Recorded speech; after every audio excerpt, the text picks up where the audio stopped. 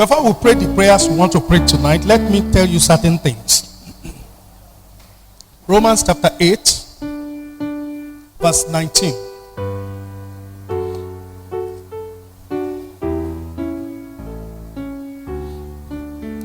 For the earnest expectation of the creature waited for the manifestation of the sons of God.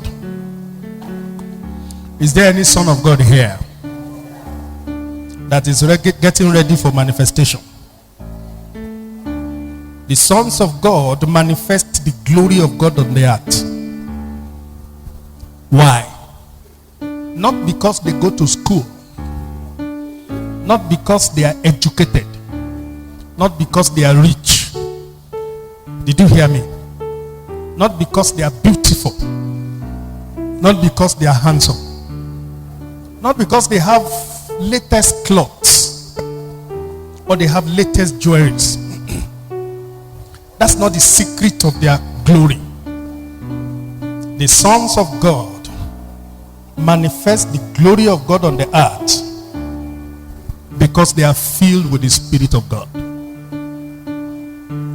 Write it down, don't forget it. Because they are what? They are filled with the Spirit of God. Because the Spirit of God itself is the Spirit of glory. It is not possible for you to be filled with the Spirit of glory without manifesting glory. And let me tell you a few characteristics of the sons of God. From Romans chapter 8. You remember from Monday we have been on this passage. Few characteristics of the Son of God. That is why they manifest the glory of God. Because they are filled with the Spirit of God. So any child of God that is not filled with the Spirit of God cannot manifest the glory of God. Number one, because they belong to Jesus Christ by redemption and faith. That's why they can manifest the glory. Because they belong to Jesus Christ. Not because they go to church, not because of the name of their church. They belong to Jesus Christ by redemption and faith. Take note of my words tonight. Therefore, they are free from the weight and the yoke of the condemnation of sin.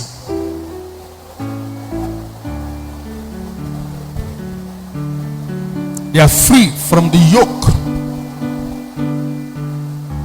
and the weight of the condemnation of sin.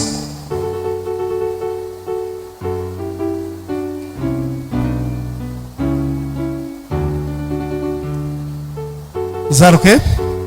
I'm still dealing with number one. They constantly experience victory over satanic accusation and harassment.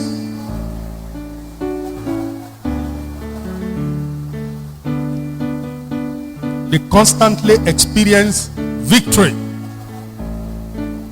over satanic accusation and harassment. That's what we saw in Romans chapter 8 verse 1.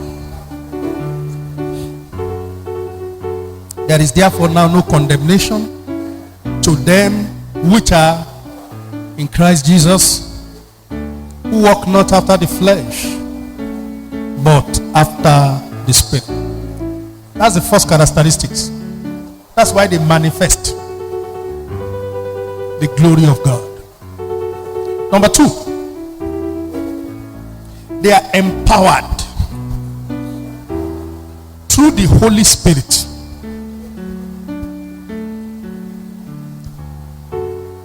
Sons of God are empowered through the Holy Spirit.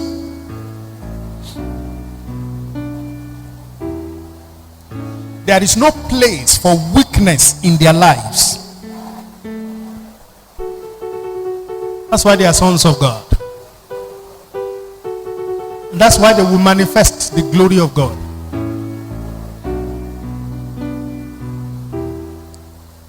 There is no place for weakness in their lives.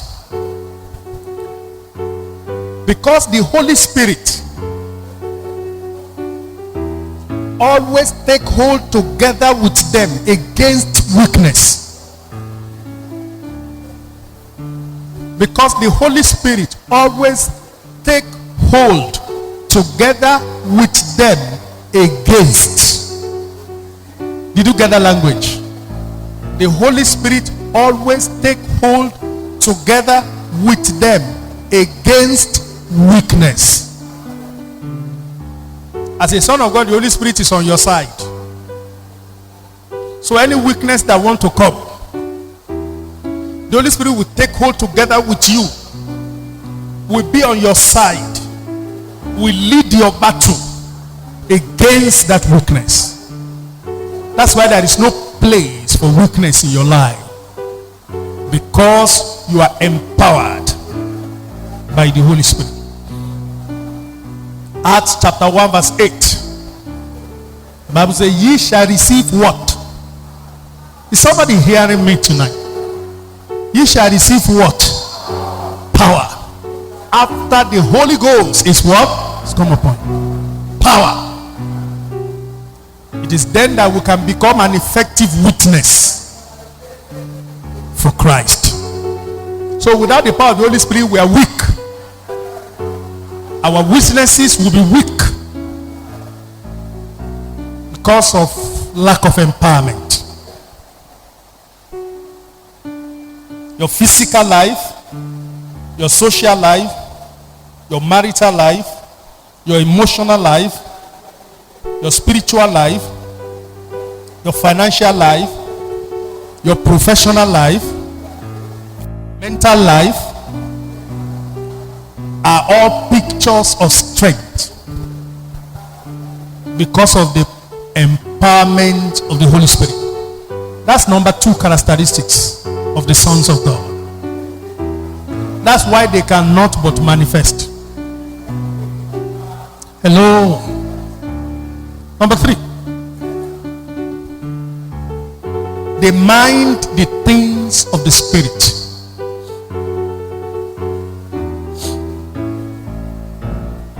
They mind the things of the Spirit. Except you are not a son of God. If you are a son of God, you will mind the things of the Spirit. They think about the things of the Spirit. They meditate about the things of the Spirit. They are conscious of the things of the Spirit. They keep their focus on spiritual realities instead of physical frivolities. They keep their focus on spiritual realities instead of physical frivolities. Their primary attention and affection is on spiritual development, not just physical advancement. As a child of God, your physical advancement is not your primary attention. Hello? It's not as if you are not happy when you are advancing physically. But as a child of God, as a son of God, that is not your primary focus. That is not your primary attention. But your spiritual development is your primary focus. Beloved, it is not possible for you to be developing spiritually without advancing physically. The devil always wants us to neglect spiritual development and focus on physical advancement. And most times, you won't have it. Because you have neglected the foundation. How many are hearing me tonight? Don't fall for that temptation. Anytime the devil tells you, forget about spiritual development, pursue physical advancement, he's going to waste your time. Because that physical advancement, you won't have it.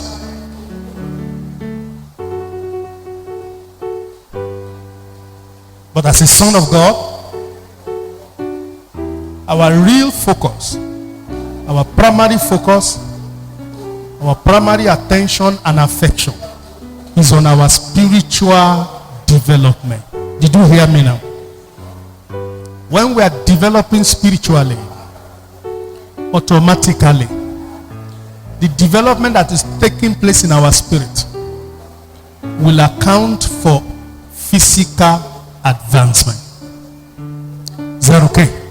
It's a secret that you must learn. It's your advantage as a child of God. That's why you will always be better than the unbelievers. Because your physical advancement is rooted in your spiritual development. It is such physical advancement that the devil cannot attack. Even if he attacks it, he will fail. Hello, somebody. But if you are moving forward physically and you have no spiritual development, the devil will attack you because you have no foundation. And if he attacks you, he will succeed because there is no protection for your advancement. Your spiritual development is your protection for your physical advancement. Don't forget it. The devil doesn't want you to know that secret. Don't take it for granted. One of my sons came from Lagos yesterday, and I was talking to him. He was giving me a briefing of all what he has done since the last time we met. He's not a member of our church, but he took me as a mentor and all that. And he was telling me he changed job from one place he used to work before to another place. There's a better opportunity, there's a better pay, but he has more responsibilities now. And most times he struggles with his devotion. And then the church he goes to, they've given him more responsibilities. I mean, about 3 different responsibilities given. And I said, look, as you go on in life, you must learn to develop every aspect of your life together simultaneously. Otherwise, you won't get to the top. One part of your life must not wait for another part. You must know how to handle different things together and get it developed and moving on at the same time. And I said the secret is this. When you attend to your spirit, you won't have problem dealing with every other aspect of your life, because your spirit is the nucleus. When the nucleus dies, the cell will collapse. Don't forget that. Tell somebody, don't forget that. The tendency is for us to be very busy and we don't have time to attend to our spirit. It is a deception of the devil. Because once you are not attending to your spirit, the burden of this world will drain you until you are totally dehydrated. And you will have no stamina to face the challenges. And the challenges of life will be increasing. Beloved, there is no time that is going to reduce. You do hear? You are the one that must increase your strength. There is no time that is going to reduce. You are a single brother, sister, and you step into marriage. You think it will reduce? Answer me. Oh no. You have added another weight. If you are not increasing strength, and you're adding weight, you will collapse. That's why you see many people failing. Many people will just go and take sniper and die. They are adding more weight. Your friends, your family, your cousin will even tell you, when are you going to get married? When are you going to get married? All your mates have married. Hey, wait, have married. They do not know the strength of the spirit you have. But they are telling you to add another weight, because marriage is a kind of weight. Hello? Did you get that? And then you get married, and you are not increasing your strength. This is you. You don't come to church regularly. You read your Bible maybe once in a month. You don't even have time for fellowship. But you are married now. You have to deal with your husband. You have to deal with your wife. Deal with the in-law. Very soon your spirit will fail you, because you are gaining more weight without adding more strength and stamina. Have you seen anybody that the weight of his body is bigger than the bones? Have you seen such people before? Are they healthy? Hello. And then very soon you start to have children, and the bills will begin to roll in. The bill will make you mad if you are not developing your spirit and not walking by faith. And the children begin to come in. The first one come, the second will come, and maybe God bless you with triplets. Within 3 years or 4 years of marriage, you have 5 of them in your hand. You have a full assignment in front of you.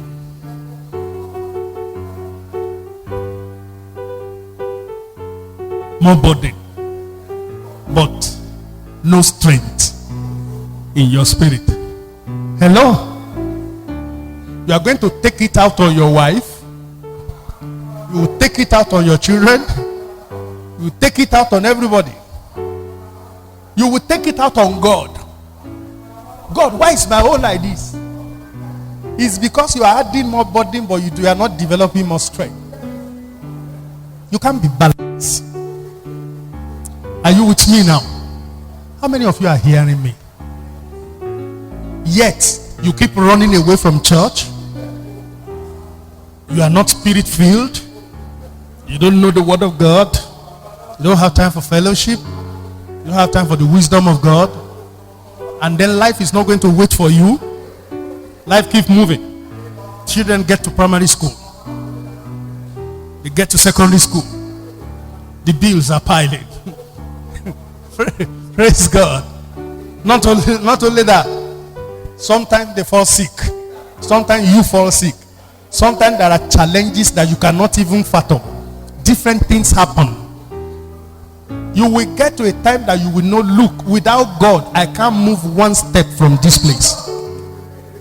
That's where many people die and give up. Don't live a life that removes spiritual development.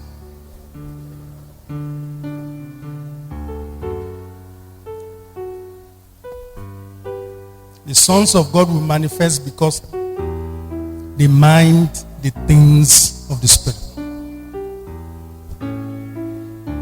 They keep their focus on spiritual realities instead of physical frivolities.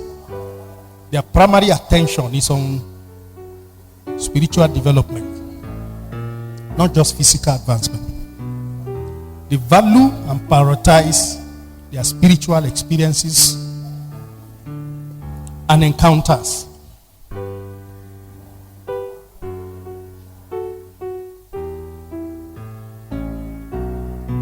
more than their physical excitement and frivolities. Look at Romans chapter 8 verse 5.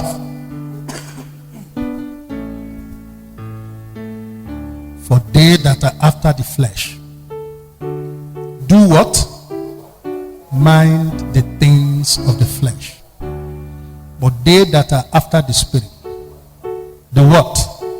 The things of the Spirit. Let me take one more and then we'll pray tonight.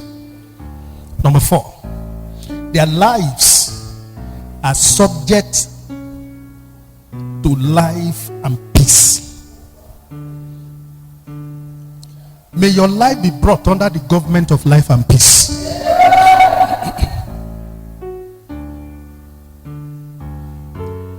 Their lives are subject to life and peace.